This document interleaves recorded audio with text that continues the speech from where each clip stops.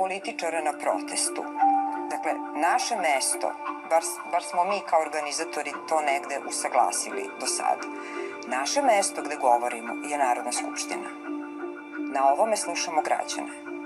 I mi smo zauzeli jedinstveno taj stav. I mi smo tu da čujemo ljude. Ni po jednom zahtevu koji su građani Srbije njemu ispostavili. Građani su izašli na ulici. Nisu oni izašli zbog toga što ih opozicija zvala na ulicu. Oni su izašli zbog sebe. Nisu naši, nisu Mikijevi i moji zahtevi. Izneli neki predlog, 7-8 zahteva.